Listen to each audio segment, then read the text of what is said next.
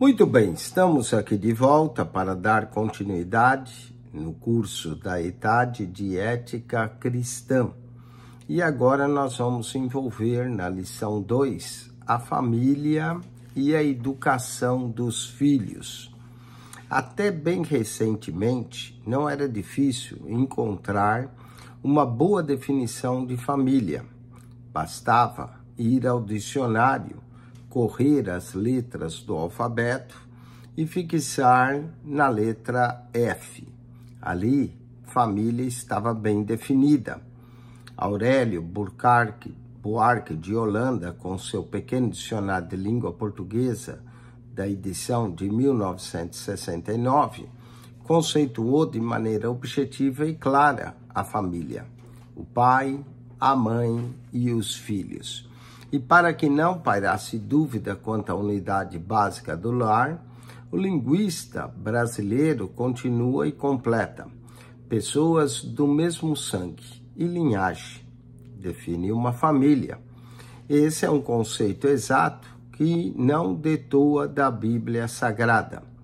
Os engenheiros sociais desse século, porém, ignorando a distinção natural dos gêneros gramaticais e desprezando o Gênesis, buscam desconstruir o conceito da tradicional de família. Numa semiologia confusa e bizarra, alegam que a união de pessoas do mesmo sexo também é família. Assim, basta morar sobre o mesmo teto para se constituir um lar. Quanto a mim, prefiro a sabedoria dos antigos chineses. 100 homens pode formar um acampamento, mas é preciso uma mulher para se fazer um lar. Embora esses modernistas mudem a gramática, não conseguirão alterar uma letra sequer da palavra de Deus. O bem não será definido como o mal, e o mal não será classificado como bem. Aquilo que o Criador estabeleceu no princípio não será modificado. Por conseguinte, a família jamais deixará de ser conhecida por sua constituição fundamental: um homem, uma mulher e os filhos advindos desse relacionamento. O que passa disso é abominação aos olhos de Deus. Nesse capítulo, enfocaremos a família, sua finalidade e constituição. Iremos abordar 5 textos. O primeiro, texto 1, que é a família. No texto 2, falaremos da família na história. Texto 3, a família no contexto legal. Texto 4, a educação dos filhos. E texto 5, a família e o dinheiro. Comecemos com o texto 1.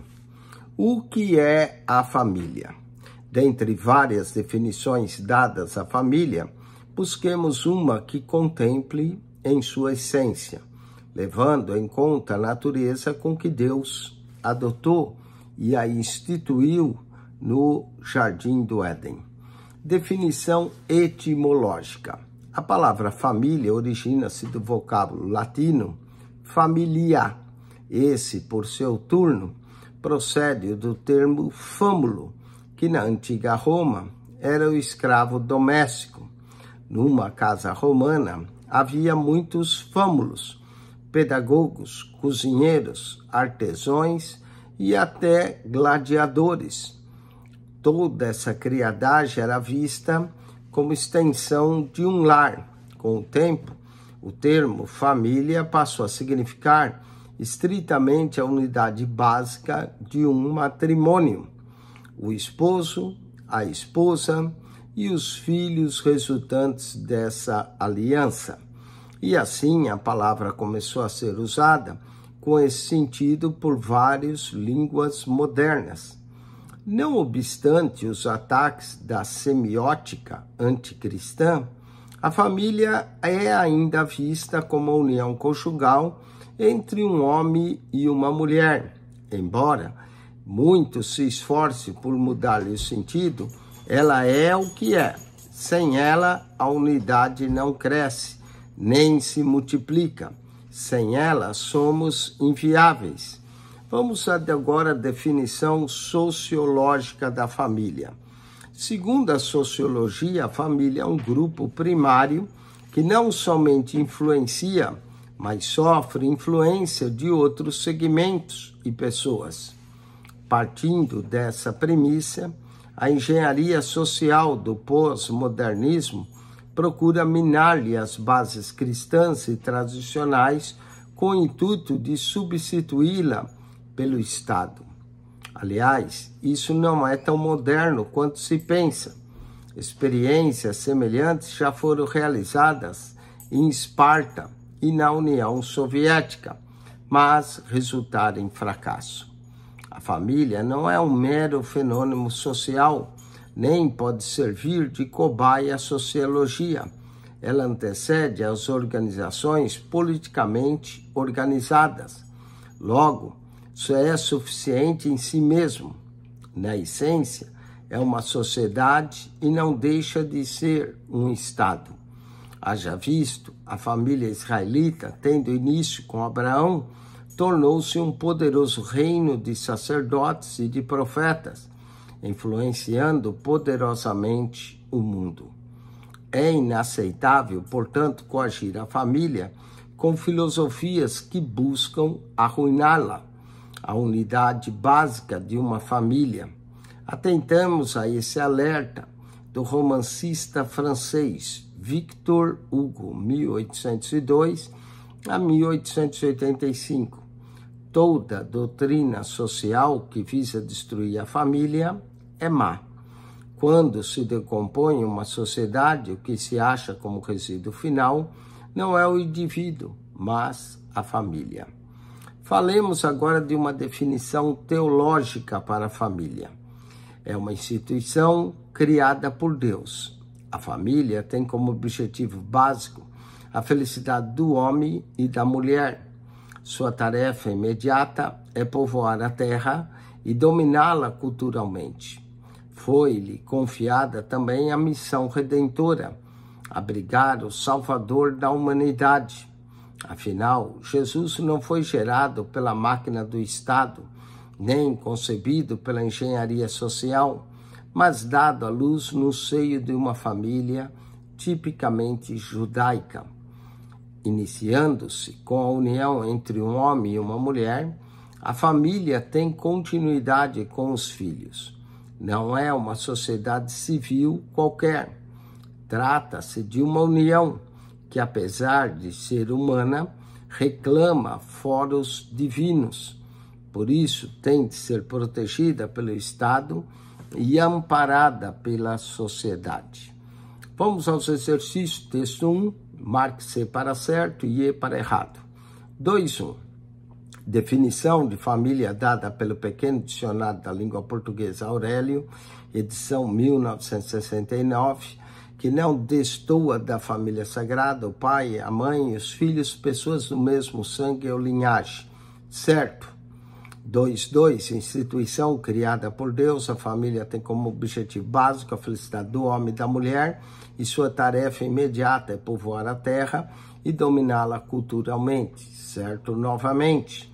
2.3. A família foi confiada também a missão redentora de abrigar o Salvador da humanidade. Certo. 2.4. A engenharia social do pós-modernismo procura minar as bases cristãs e tradicionais da família com o intuito de substituí-la pelo Estado. Certo. As tentativas de substituir a família pelo Estado foram bem-sucedidas em Esparta e na União Soviética. Errado.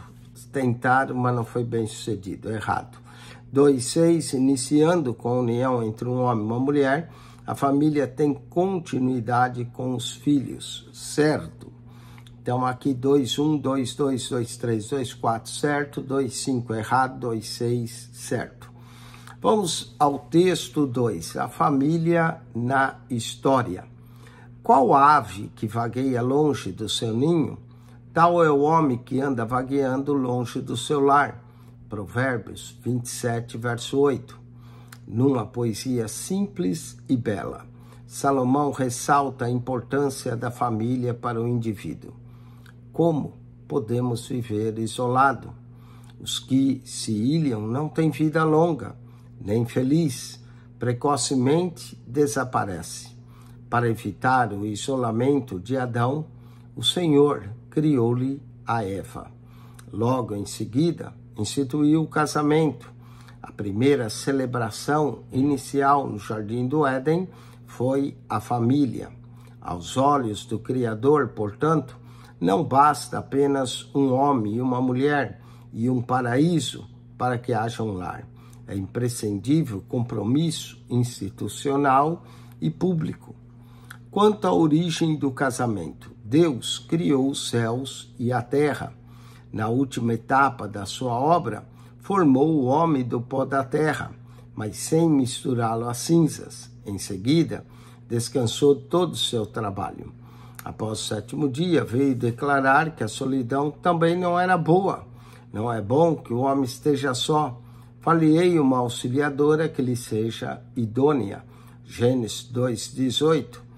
Nesse momento, age Deus como psicólogo dos psicólogos. Sabe que Adão, embora santo e ainda perfeito, jamais conseguiria sozinho trabalhar e cultuar a terra.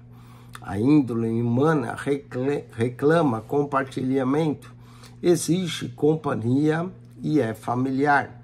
Se Deus, que é Deus, acha o isolamento ruim, por que deixaria o homem retraído em si mesmo?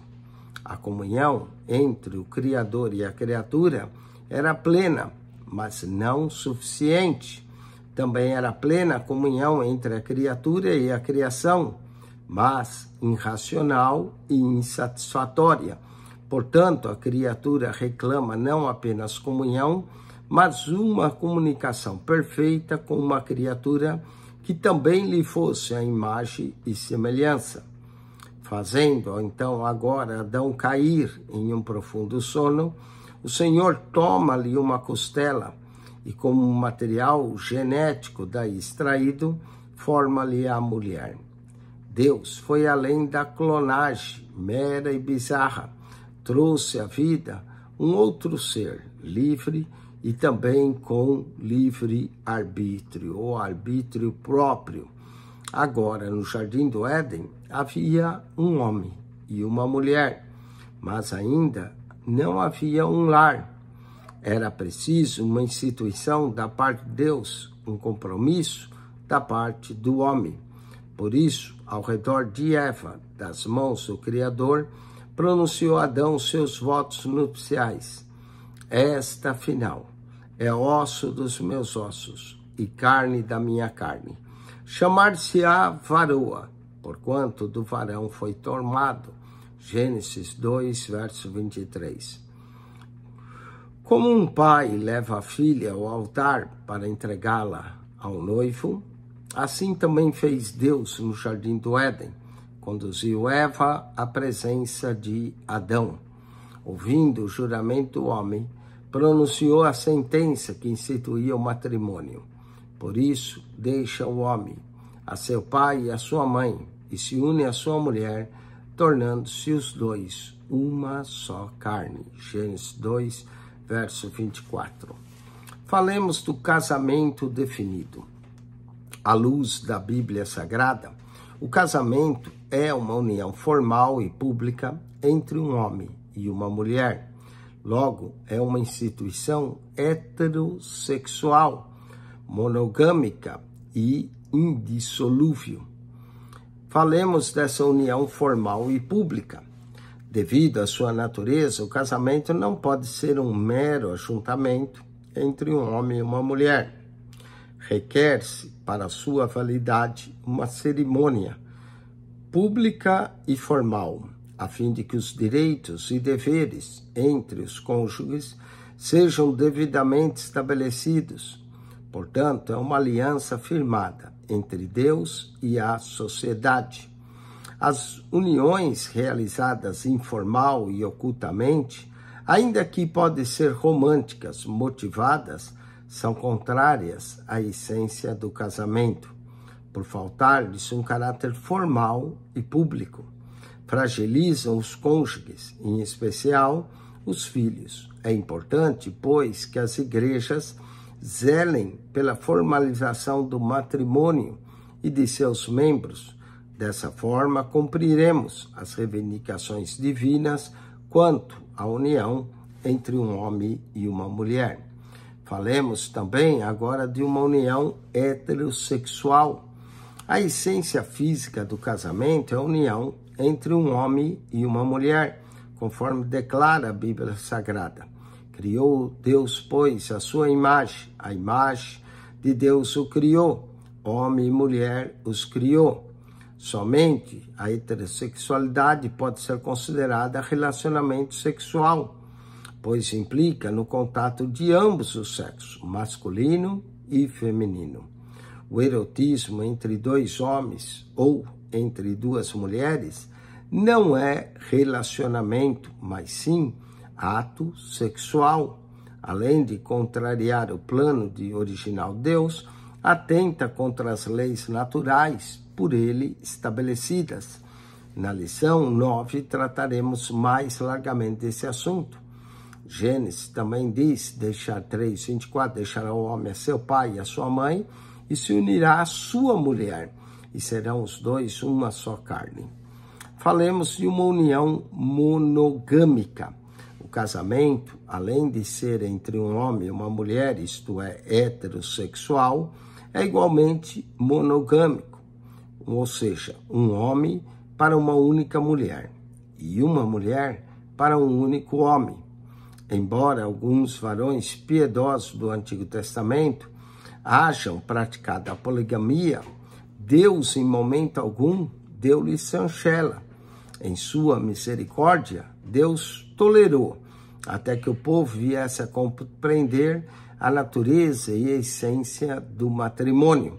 Conforme declara Paulo aos filósofos em Atenas, Deus não leva em consideração os tempos da ignorância. Atos 17, verso 30. Depois, o cativeiro babilônico, que ocorreu em 586 a.C., a poligamia já não era praticada pelos israelitas. Pelo menos, não temos nenhum registro pós-exílico disso. O que havia, infelizmente, era o divórcio injusto, covarde e generalizado, mas mais ou menos como hoje também. Falemos da união indissolúvel. Se biblicamente o casamento pode ser dissolvido por 3 motivos: morte, infidelidade e abandono, Romanos 7:2, 1 Coríntios 7:15, Mateus 19:9, executados esses casos de morte, de infidelidade e abandono, o divórcio é inadmissível. Infelizmente, essa praga já se faz bem difundida entre o povo de Deus. Aliás, é encontrado até mesmo entre obreiros da obra de Deus. Em nada nos diferenciamos dos israelitas do tempo de Malaquias, que, repudiando suas esposas, apegavam-se às estrangeiras. Quem agia assim não era o homem comum, era o ministro do altar, para coibir essa vergonha e estancar as lágrimas das mulheres judias. O Senhor envia-lhes o profeta como uma mensagem energética, urgente e carregada de juízos. Através do seu arauto, Deus enfatiza e declara: porque o Senhor Deus de Israel diz que odeia o repúdio, e também aquele que cobre de violência suas vestes, diz o Senhor dos Exércitos. Portanto, cuidai-vos de vós mesmos e não sejais infiéis. Malaquias, capítulo 2, verso 16. Para o sacerdote, simples divórcio; para Deus, mais do que separação, repúdio, desumano, cruel e injustificado. É necessário, pois, que a Igreja de Cristo volte à Bíblia Sagrada, implore por um avivamento étnico e moral, restaure a família evangélica, Caso contrário, não sobreviveremos à falência do lar cristão. Vamos aos exercícios desse texto 2. Assinale com X a alternativa correta. À luz da Bíblia Sagrada, o casamento é... Todas estão corretas. A união formal e pública entre um homem e uma mulher, uma aliança firmada entre Deus e a sociedade, uma instituição heterossexual, monogâmica e indissolúvel. Todas estão corretas. Marque C para certo e E para errado. Aos olhos do Criador, bastam um homem e uma mulher e um paraíso para que haja um lar. O compromisso institucional e público é dispensável. Errado. Para que haja um lar, além do homem e da mulher e um jardim, é preciso o compromisso institucional. Então, errado, 2.8. 2.9. Somente a heterossexualidade pode ser considerada relacionamento sexual, pois implica no contato de ambos sexos, masculino e feminino. Certo. Apesar que afeições homoafetivas também é considerado ato sexual. Então, aqui pode ser certo. Nós vamos colocar certo. 2.10. Embora alguns varões piedosos do Antigo Testamento hajam praticado a poligamia, Deus em momento algum deu-lhe chancela. Certo. Em Malaquias 2,16, a Bíblia declara que Deus odeia o divórcio. Certo. Vamos ao texto 3, a família no contexto legal. As legislações humanas sobre a família ainda refletem o propósito divino quanto ao casamento. Do Código de Hammurabi, a Declaração dos Direitos Humanos da ONU, a unanimidade em se definir a família como uma união pública e formal entre o homem e uma mulher, juntamente com os filhos, advindos de sua aliança. Até mesmo nações permissivas como a antiga Grécia e a velha Roma ressaltavam a importância da família tradicional.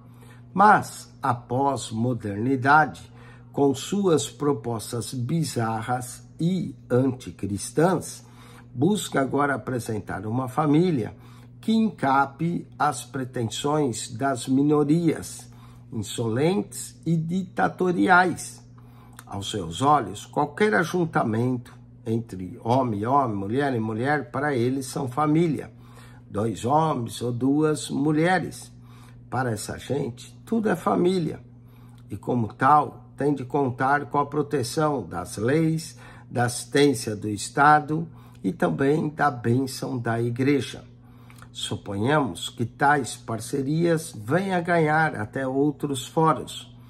Como nos haveremos? Antes de buscarmos uma resposta, atentemos a essa premissa básica. Nem tudo que é legal é moral. Portanto, acompanhemos atentamente ao trabalho do legislador, para que não acabe por desamparar a família tradicional e bíblica. Como veremos a seguir, as legislações desde a antiguidade ainda primam por realçar os valores da família tradicional. Na Mesopotâmia, redigido por volta do ano 1700 a.C., o Código de Hammurabi reconhece como casamento a união formal e pública entre um homem e uma mulher.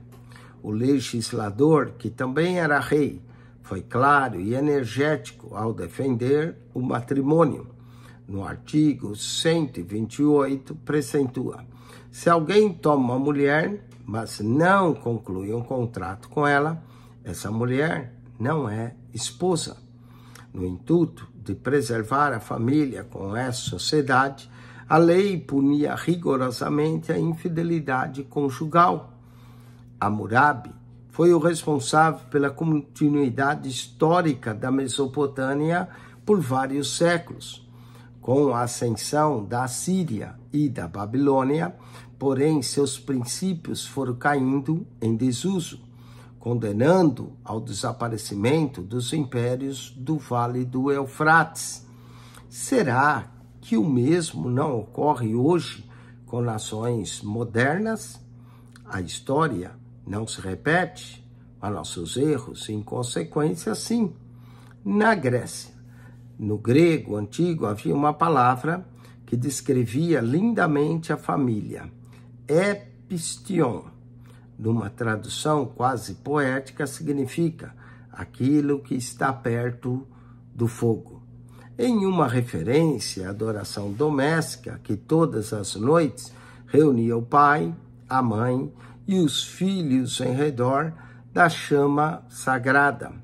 Assim como o fogo é necessário à vida, o ardor do sentimento era indispensável. A união familiar na Grécia daqueles dias. Para manter a flama do lar grego, Solon, que viveu em 638 a.C. a 558, elaborou várias leis a fim de proporcionar amparo à família. Ele sabia que sem famílias bem estruturadas, as nações arruinam-se. Por isso, dedicou boa parte de suas leis a protegê-las. Quanto à infidelidade conjugal, era rigoroso. O adultério era punido e a adúltera não poderia ficar impune. Que a harmonia do casal fosse mantida. Embora a pederastia fosse comum entre os gregos, Solon buscou preservar a família tradicional. Ele sabia que o casamento só pode ser constituído por um homem e uma mulher, e jamais por dois homens ou por duas mulheres. Na Roma Antiga, diz a lenda que no início da República Romana, as leis eram mantidas em absoluto sigilo. Só os pontífices lhes tinham acesso e assim aplicavam-nos aos plebeus, sem que ninguém para defendê-los sofriam todas as penalidades. Os deveres, muitos, e os direitos, nenhum, mas em 462 a.C., Gaius Terentilius, inconformado com tanta injustiça, pleiteou junto ao governo que fosse os códigos concedidos para todos os romanos. Pressionados, os legisladores compediram suas leis nas 12 tábuas. Embora o texto original do código haja sido destruído pelos gauleses em 390 a.C., seus fragmentos sobreviveram em pergaminhos e livros. Na tábua 4, havia firmes disposições sobre a família, e o que pudemos constatar era esta descrita de forma rigorosamente tradicional: pai, mãe e filhos. O homossexualismo também era comum em Roma. Seus legisladores, entretanto, tudo fizeram por preservar a família tradicional. Sabiam muito bem que sem esta a nação perece. Nem um poderoso império como o romano lograria sobreviver sem os valores familiares que Deus estabeleceu. Falemos do Brasil. A nossa Carta Magna foi promulgada em 5 de outubro de 1988. Nessa época, ainda era possível trabalhar com valores tradicionais e cristãos. Aliás, assim era possível trabalhar com o verdadeiro significado das palavras. Mas desde então a semântica vem sendo violentada por minorias intolerantes, ditatoriais e que não respeitam os princípios da família cristã. Em seu artigo 1514, o Código Civil Brasileiro também leva em conta os valores tradicionais ao dispor sobre o matrimônio. O casamento se realiza no momento que o homem e a mulher manifestam perante o juiz a sua vontade de estabelecer um vínculo conjugal, e o juiz os declara casados. Trata-se, pois, de uma disposição conservadora, mas devido às pressões de certos grupos, luta-se agora para desconstruir legalmente essa definição. A partir daí, qualquer ajuntamento será considerado família. É hora de o povo de Deus reagir e mostrar o que diz a Bíblia. A lei até pode ser mudada, mas a palavra de Deus não. Enquanto houver céus e terra, a família será a célula-mãe da sociedade. Quanto à sua constituição básica, jamais será alterada. Ela é o que é: um homem, uma mulher e os filhos daí advindos, exatamente como o Senhor estabeleceu no Jardim do Éden. Se gays e lésbicas querem formalizar suas parcerias, que o façam. Todavia, que não constranja o legislador a definir tais uniões como família. Não podemos aceitar coisa semelhante. Falemos agora das Nações Unidas.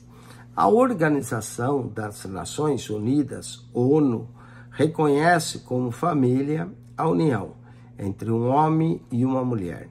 No artigo 16 da sua Declaração Universal dos Direitos Humanos especifica: a partir da idade núbil, o homem e a mulher têm o direito de casar-se e construir família, sem restrição alguma de raça, nacionalidade ou religião. Durante o casamento e na altura de sua dissolução, ambos têm direitos iguais. O casamento não pode ser celebrado sem o livre e pleno consentimento dos futuros esposos. A família é o elemento natural e fundamental da sociedade e tem o direito à proteção do Estado. Conquanto liberal e permissiva, a ONU ainda não se sentiu à vontade para alterar o conceito tradicional da família e do matrimônio. O lobby gay, contudo, empenha-se por apagar a noção cristã de família em todos os códigos e legislações. Caso um dia isso ocorra, o que será da humanidade? Vamos aos exercícios. Relacione a coluna A de acordo com a coluna B. Coluna A, 2.12. Reconhece como casamento a união formal e pública entre um homem e uma mulher. No artigo 128, preceitua: se alguém toma uma mulher, mas conclui um contrato com ela, essa mulher não é esposa. Aqui temos o Código Civil Brasileiro, letra E. Vamos à próxima, 2.13. Leva em conta os valores tradicionais ao dispor sobre o matrimônio. O casamento se realiza no momento que o homem e a mulher manifestam perante o juiz sua vontade de estabelecer vínculo conjugal e o juiz declara casado. A primeira, 2.12, é o Código de Hammurabi, no artigo 128. É o Código de Hammurabi, letra D. Agora, aqui na 2.13, é o Código Civil, o Código Civil Brasileiro, 2.13, letra E. Foram elaborar várias leis a fim de proporcionar amparo à família. Sabe que sem famílias bem estruturadas, a nação arruína-se. A Grécia Antiga, letra B. 2.15, seus legisladores tudo fizeram para preservar a família tradicional. Sabia que sem essa a nação perece, mesmo sendo um poderoso império, não lograria sobreviver sem os valores familiares que Deus estabeleceu. Letra A, Roma Antiga. A família é o elemento natural e fundamental da sociedade, tem direito de proteção dessa e do Estado. Letra C, a Declaração Universal dos Direitos Humanos. Vamos ao texto de número 4. Falemos agora da educação dos filhos. Nesse texto, mostraremos as bases de uma educação bíblica relevante e produtiva, bem como o dever paterno de educar os filhos. Aliás, a formação moral, ética e espiritual da criança é prerrogativa de seus pais. O que é educação? A palavra educar origina-se do vocábulo latino educare, que por seu turno vem de educere, conduzir a um determinado fim. Tendo em vista a sua etimologia, conclui que educar é instruir, visando a plenificação das faculdades espirituais, morais, intelectuais e físicas do educando. A educação compreende não apenas a informação, mas principalmente a formação. Seu objetivo é tornar o educando apto para viver em harmonia com o seu semelhante e, dessa forma, construir uma sociedade temente a Deus, justa, solidária e moralmente sadia. Se tais objetivos não forem alcançados, não é educação, é uma brutal desconstrução do caráter humano. Falemos da educação infantil na Bíblia Sagrada. A integridade espiritual, moral e física das crianças era sagrada entre os hebreus. Ao contrário do que se via nas nações pagãs, exigia-se dos israelitas que criassem os seus filhos para Deus. Entre os cananeus, o sacrifício de criança aos ídolos era bastante comum. Os amonitas, por exemplo, evocando o próprio demônio, ofereciam seus bebês a Moloque. A lei de Moisés proibia energicamente tais oferências. Levítico 18, verso 21. Em Israel, os pais obrigavam não somente a criar e a proteger os filhos, como a instruí-los na admoestação do Senhor. A educação era contínua. Em casa ou na rua, era sempre ocasião de se educar os pequeninos. Essas palavras que hoje te ordeno estarão no teu coração. Tu as incutirás a teus filhos, e delas falarás sentando em tua casa, andando pelo caminho ao deitar-se e ao levantar. Deuteronômio capítulo 6, versos 6 e 7. A educação hebreia era imprescindível a uma vida de êxitos. Por isso, o rei Salomão exorta os filhos a terem sempre em mente os conselhos paternos. O pai não podia faltar com o ensino. A mãe deveria estar presente com a doutrina. Filho meu, ouve o ensino do teu pai e não deixes a instrução de tua mãe. Provérbios 1:8. O próprio Salomão, aliás, fora assim instruído, rememorando a infância, fala sobre a eficácia da educação recebida. Quando eu era filho, em companhia de meu pai tenro e único, diante da minha mãe, então ele me ensinava e me dizia: retenha o teu coração as minhas palavras, guarda os meus mandamentos e vive, adquire a sabedoria, adquire o entendimento, e não te esqueça das palavras da minha boca, nem delas te apartes. Provérbios, capítulo 4, versos 3 e 5. Salomão fora educado de tal forma por seu pai Davi e por sua mãe Betseba, que ainda bastante jovem demonstrou grande discernimento ao rogar a Deus o bem mais precioso, a sabedoria. Diante do Senhor implora: dá, pois, ao teu servo um coração compreensível para julgar o teu povo, para que prudentemente discirna entre o bem e o mal, pois quem poderia julgar esse grande povo? 1 Reis 3:9. Antes de se tornar o mais sábio dos homens, era o mais sábio dos filhos de Davi.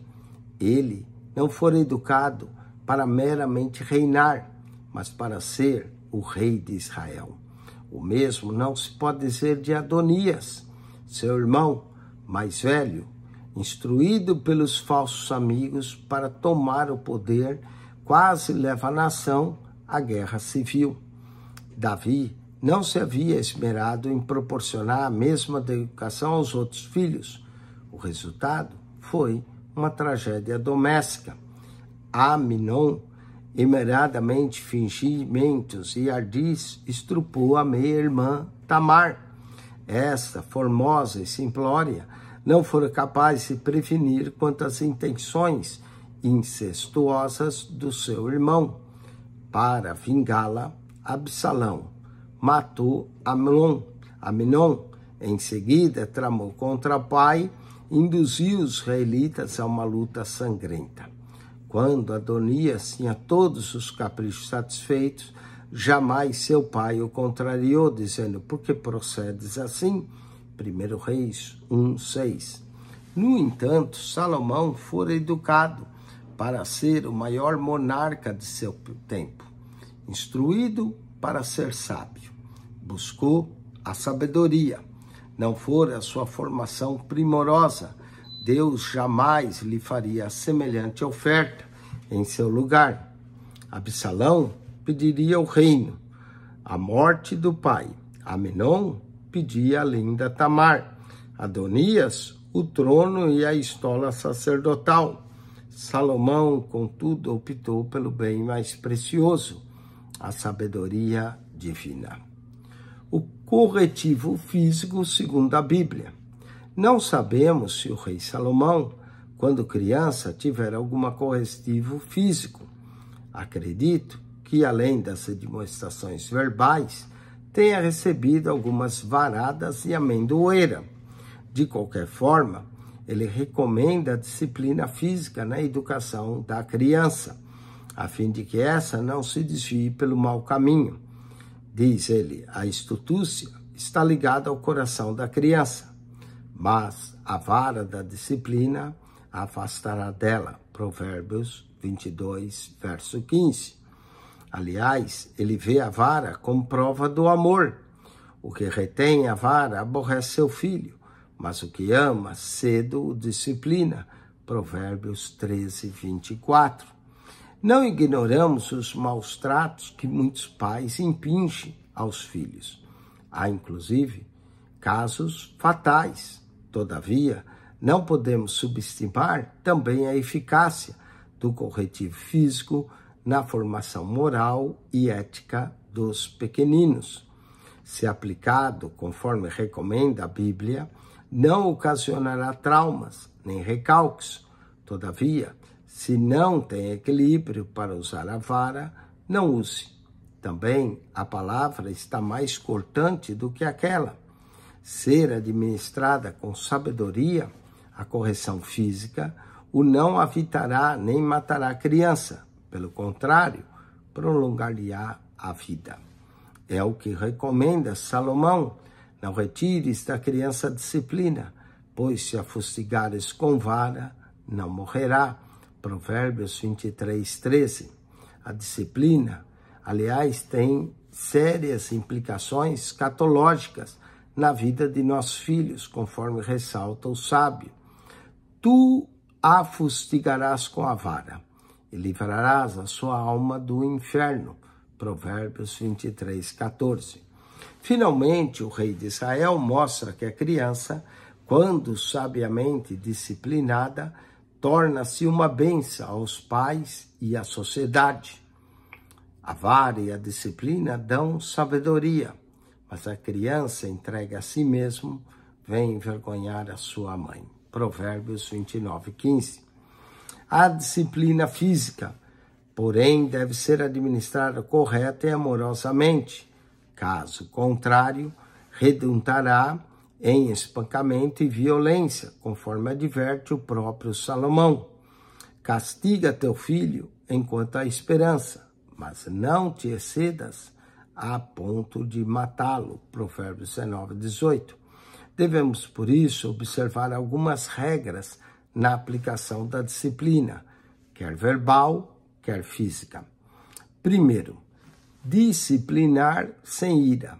Os pais são educadores, mas autorizados seus filhos. Nessa condição, jamais deve aconselhar ou aplicar um corretivo físico, estando alterados ou embalados pela ira. Deixe a raiva passar. Só então, serenamente, trate com o filho. Lembre-se que a disciplina física não visa descarregar a ira dos pais, mas corrigir os filhos. Segundo, disciplinar sem espancar. O corretivo físico tem como finalidade realçar o ensino oral. Não basta por bater. Suas mãos, antes de tudo, devem ser vistas como instrumentos de amor e não de ódio. Jamais utilize objetos cortantes ou pontiagudos contra seus filhos. O chinelo e a varinha resolvem bem. No corretivo, não se exceda. A mesma Bíblia que preceitua a disciplina com a vara condena o espancamento. 1 Timóteo 3:3. Não são poucas as crianças que são feridas, até as mortas, por seus pais. Equilíbrio, igualmente, com palavras, elas também matam. Vamos ao terceiro ponto. Disciplinar sem aviltar.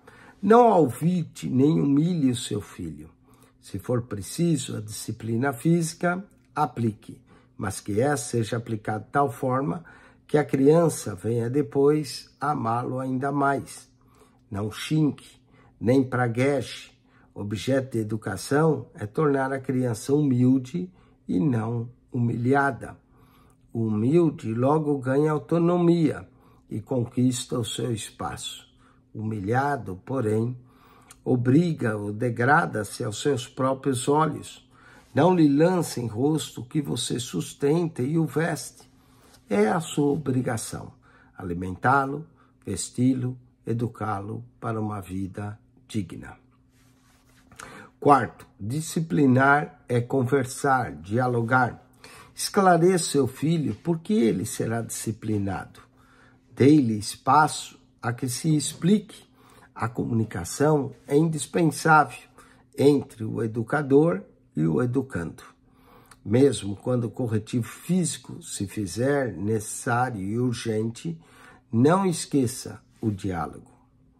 Vamos à educação moral, que é prerrogativa dos pais. A educação moral é, antes de tudo, uma prerrogativa dos pais, e não da escola, e muito menos do governo.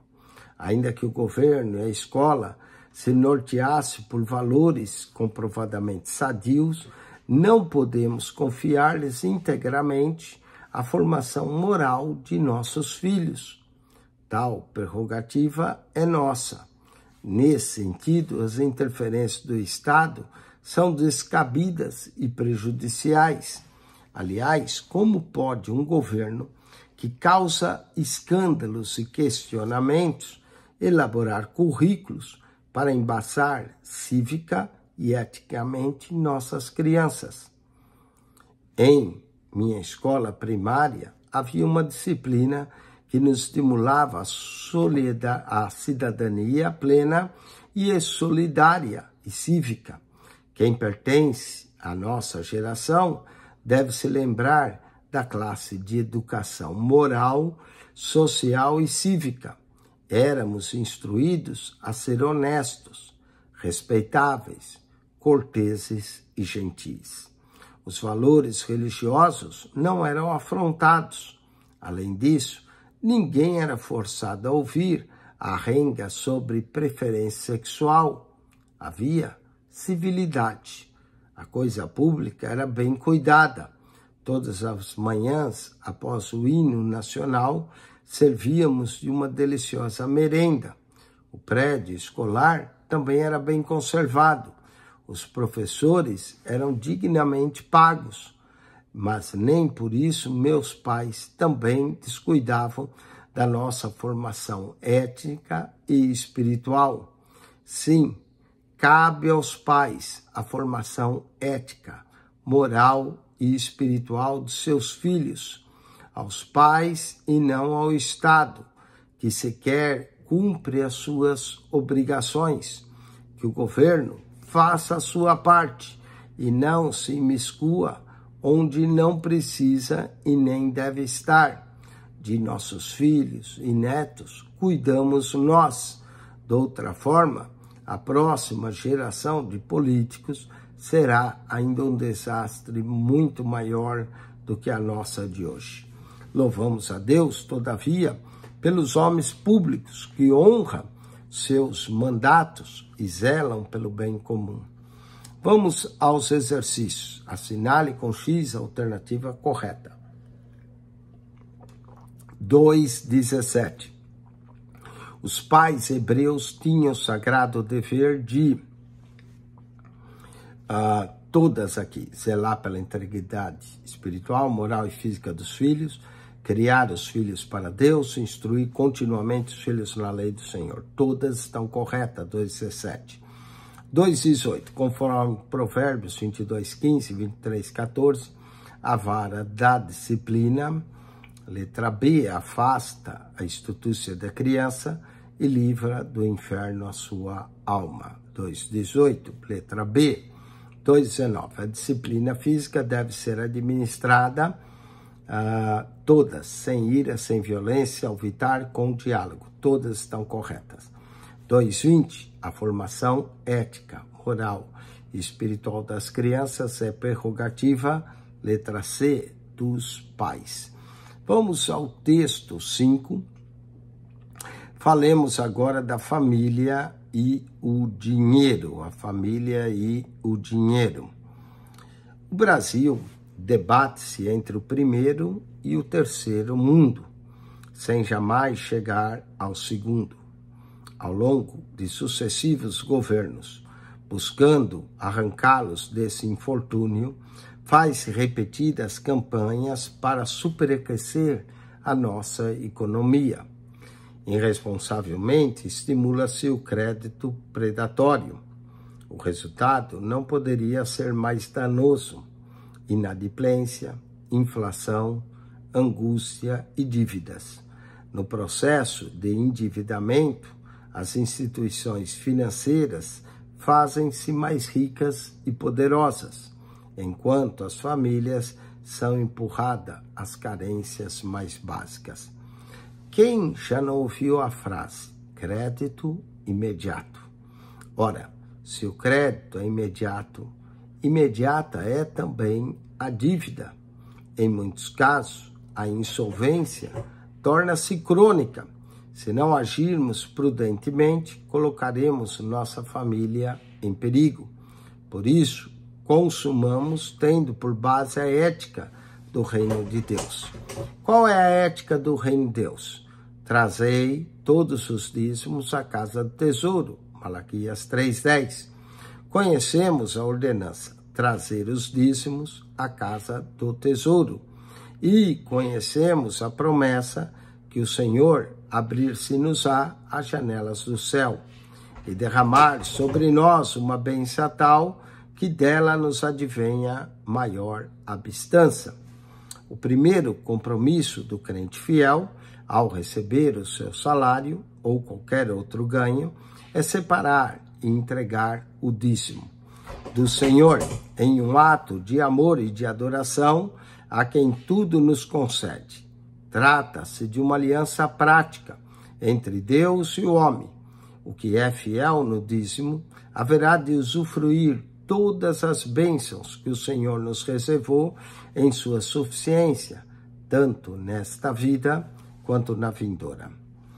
Paga a tua dívida, segundo Reis 4:7. Quem não se inspira com a história da viúva endividada, prestes a perder os filhos para os credores? Mas quem experimentou o milagre divino da multiplicação do azeite foi salvo da miséria, segundo Reis 4:1-7. Apreciemos o milagre e louvamos a Deus pela solução, mas pouco atentemos à orientação do profeta Eliseu. Paga a tua dívida. A mulher não poderia esquecer o motivo que levara o Senhor a operar um milagre em sua casa. A dívida, que por pouco não escraviza os filhos, deveria ela vender o produto do milagre, saldar o seu débito e só então sustentar a família com o restante. Caso se pusesse a gastar o dinheiro sem antes resgatar a promissória, correria o risco de continuar endividada e refém dos credores. Cuidemos nós também dos nossos compromissos financeiros. Sigamos a recomendação do apóstolo Paulo. A ninguém fiqueis devendo coisa alguma, exceto o amor com que vos ameis uns aos outros. Romanos capítulo 13, verso 8. Terceiro, se assenta primeiro para calcular a despesa. Lucas 4, 28 a 30. Pois qual de vós, pretendendo construir uma torre, não se assenta primeiro para calcular a despesa e verificar se tem os meios para concluir, para não suceder que, tendo lançado os alicerces e não podendo acabar, todos os que virem zombem dele, dizendo: esse homem começou a construir e não pôde acabar. Nessas palavras do Senhor Jesus, percebemos a importância do planejamento. Se quisermos evitar dívidas e outros dissabores financeiros, observemos um orçamento dentro da nossa realidade. Não façamos gastos acima do nosso ganho. Ao contrário, planejemos reservar uma quantia, ainda que pequena, para eventuais necessidades. Quarto, estejamos contentes. 1 Timóteo 6,8. Sabiamente admoesta o apóstolo Paulo, tendo sustento e com que nos vestir, estejamos contentes. 1 Timóteo 6,8. Sejamos realistas. Quais são, de fato, as nossas necessidades materiais? Alimento que nos mantenha vivos e saudáveis. Vestuário que nos cubra a nudez e agasalhe do frio. E um teto sobre a cabeça. Certo, não faz mal acrescentar aí um pouco de beleza, de comodidade e até mesmo algum requinte. Todavia, estejamos satisfeitos e gratos a Deus por termos coisas essenciais à vida, em vez de nos angustiar à busca de uma saciedade de bens materiais. Sonho de consumo. Todos nós acalentamos um sonho de consumo. Uns esperam a oportunidade de comprar o primeiro carro, outros de viajar para o exterior e ainda outros de construir a casa própria. Não questionamos a legitimidade de tais sonhos.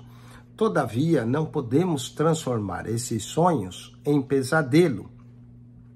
Em meio a tanta propaganda enganosa, hajamos com prudência e responsabilidade. A mulher virtuosa não se deixa induzir pelo consumismo. Ela consome, mas não é consumista. Antes de adquirir uma propriedade, examina cuidadosamente e então só compra. Provérbios 31:16. Por esse motivo, a sua casa de nada se ressente. Sua despensa está sempre cheia. O marido e os filhos agasalhados. O amanhã não lhe mete medo, pois age avisadamente e precavidamente. Não ignoramos a tentação do comércio. A cada evento, novas ofertas irresistíveis, prestações são de perder de vista. E há muita gente empenhada na própria vida na aquisição de um bem que a rigor nem precisa. Comprar por comprar é o único lazer que muitas vezes resta na cidade grande, injusta e violência. É-nos lícito comprar o que bem quisermos. Todavia, nem tudo que é lícito é conveniente. A recomendação bíblica é grave e urgente. A ninguém fiqueis devendo coisa alguma, exceto o amor com que vos ameis uns aos outros, pois quem ama o próximo tem cumprido a lei. Romanos 13, 8. Quem ama a sua família evita as dívidas, porque essas trazem perturbações e desarmonias. Uma loja exclusiva para você. Sempre haverá uma loja exclusiva para quem tem dinheiro. Aliás, quanto mais exclusiva, mais cara. Aqui paga-se não somente o produto, paga-se ainda o processo de exclusão das castas que por suas condições são indesejáveis. Não há nenhuma placa coibindo a entrada, mas o ambiente sim já as exclui. As vestes nem etiqueta há. A etiqueta é pagar sem perguntar. Certa vez resolvi visitar um shopping exclusivo, localizado num dos bairros do Rio de Janeiro. Era realmente exclusivo. Ali estavam as marcas e grifes e, às vezes, nos sentimos deslocados. Logo na entrada, levando o filho, perguntei ao meu filho se nosso carro tinha condições de estar ali. Meio sem jeito, passei a ver as vitrines. Parecia que cada vendedor deixava um recado. Não entre nem pergunte se não for comprar. No outro país, aqueles produtos não seriam nem chiques nem caros, mas um país acostumado a excluir tudo e é proibitivo. Aqui os impostos no Brasil são tão elevados que o primeiro a excluir é o governo. Por isso, não podemos fragilizar nesta feira de vaidades, na saga do peregrino. O cristão não deixe seduzir pelo Deus desse século. Infelizmente, há sempre alguém que do pouco que ganha depende tudo com o luxo e o desnecessário, e isso fere a ética cristã.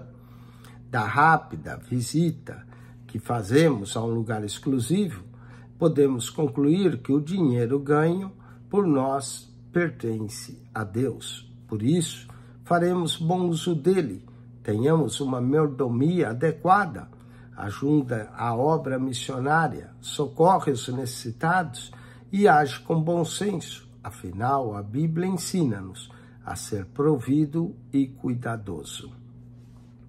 Vamos à conclusão dessa lição, ao ressaltar o valor moral cristã da ética.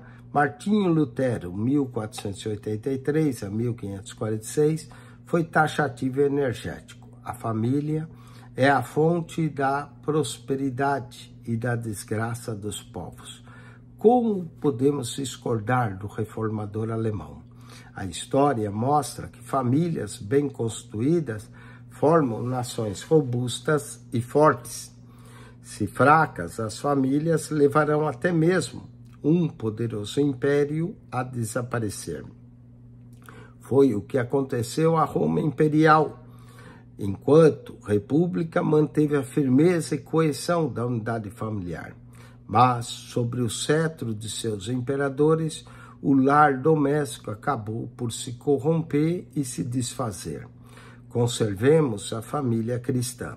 Seus valores bíblicos e tradicionais não podem ser mudados. Se isso acontecer, até a própria igreja será prejudicada, pois esta é formada também pelas famílias. Vamos aos exercícios. Marque-se para certo e para errado. 2:21, primeiro compromisso do crente fiel ao receber seu salário ou qualquer outro ganho é separar e entregar o dízimo ao Senhor. Certo. Conforme Romanos 13:8, desde que amemos uns aos outros, não precisamos saldar as dívidas. Errado.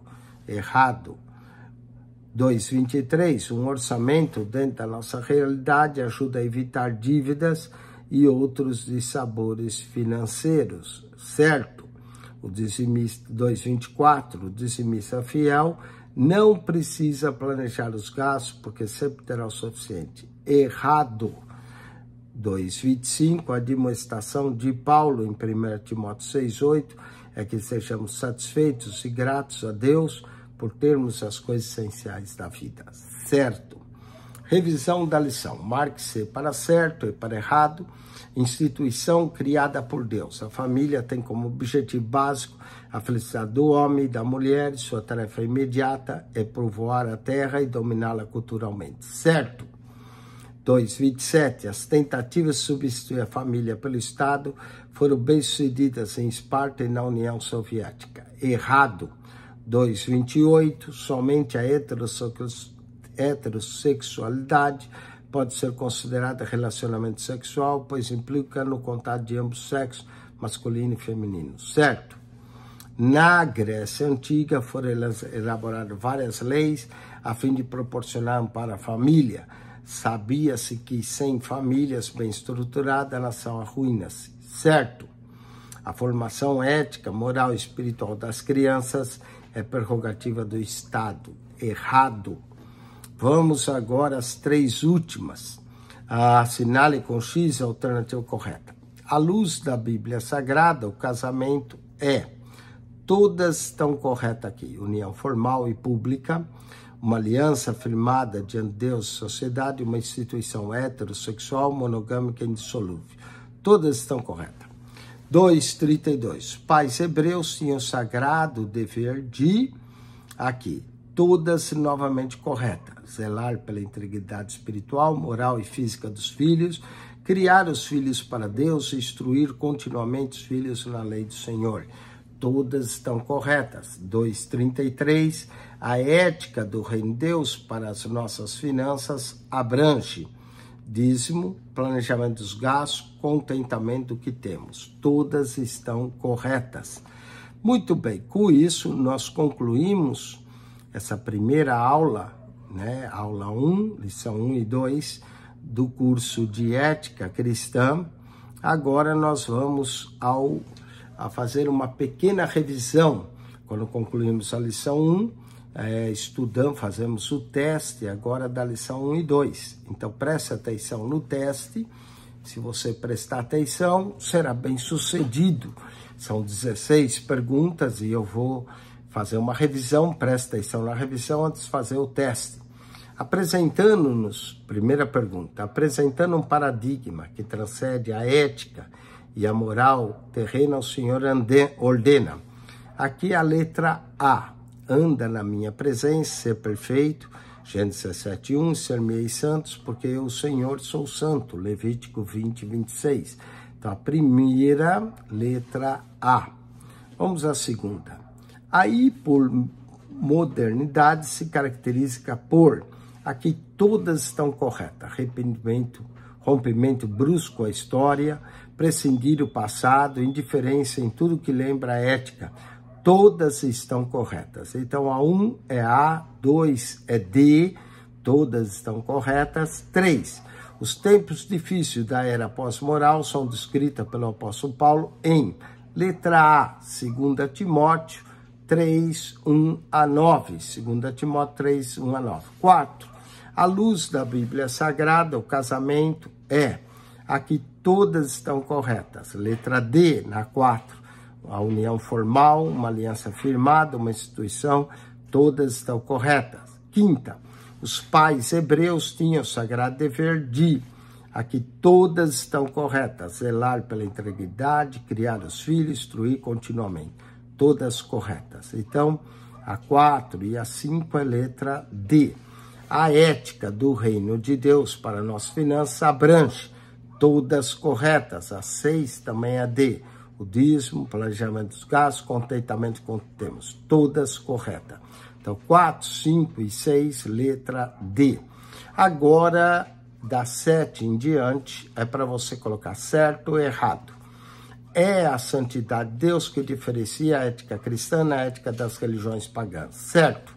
8, é trágico quando a moral de um povo tem como fundamento os costumes mutáveis e não o amor, a justiça e a retidão, certo? Então, 7, certo. 8, certa. 9, a ética cristã, a ciência, tem por objetivo orientar não apenas o cristão, mas também o não cristão quanto às reivindicações da Bíblia Sagrada acerca de sua conduta pessoal, familiar e pública, certo? Então, 7, 8 e 9, certo. Letra A. 10ª. A ética cristã sempre deve fundamentar-se nas legislações humanas, ainda que essa não reflita a justiça divina. Errado. 11ª. Segundo o autor Claudionor de Andrade, estamos em plena sociedade de mercado, os valores morais são avaliados como se cada pessoa tivesse um preço e pudesse ser comercializada. Certo. 11, certo. 12. O discípulo de Cristo deve colocar-se à venda, pois sua missão é atuar como luz no mundo e sal da terra. Errado. O discípulo de Cristo não está à venda. 12, errado. 13. O primeiro compromisso do crente fiel receber seu salário ou qualquer outro ganho é separar e entregar o dízimo ao Senhor. Certo. 14. Conforme Romanos 13, 8, devemos... Desde que amemos uns aos outros, não precisamos saldar as dívidas. Errado. 14, errado. 15. Um orçamento dentro da nossa realidade ajuda a evitar dívidas e outros sabores financeiros. Certo. 15, letra A, certo. E 16, para terminar, o dizimista fiel não precisa planejar os gastos, porque sempre terá o suficiente. Errado. Mesmo que seja dizimista fiel, deve planejar o que gasta. Então, errado. Muito bem, com isso nós concluímos a lição 2 do curso de Ética Cristã da ETAD, Escola de Educação Teológica das Assembleias de Deus. Se você não é aluno, mas esteve assistindo essa aula e gostaria de se matricular, entre em contato conosco. Faremos a sua matrícula. Daremos acesso à plataforma do livro do aluno, ao WhatsApp do aluno, para você fazer as provas e obter a sua avaliação, e fora ao canal do YouTube, que está aberto, mesmo que você não é aluno, mas quer continuar assistindo às aulas para aprender, continue. PR Eugênio Piacentini, o canal da Bíblia. PR Eugênio Piacentini, o canal da Bíblia. Ao entrar no canal, clique na foto redonda, vai aparecer um menu. Clica no playlist, ali você vai encontrar 232 pastas, com um total de 6.500 vídeos para você. PR Eugênio Piacentini, o canal da Bíblia. Subscreva. Deus te abençoe. Amém e amém.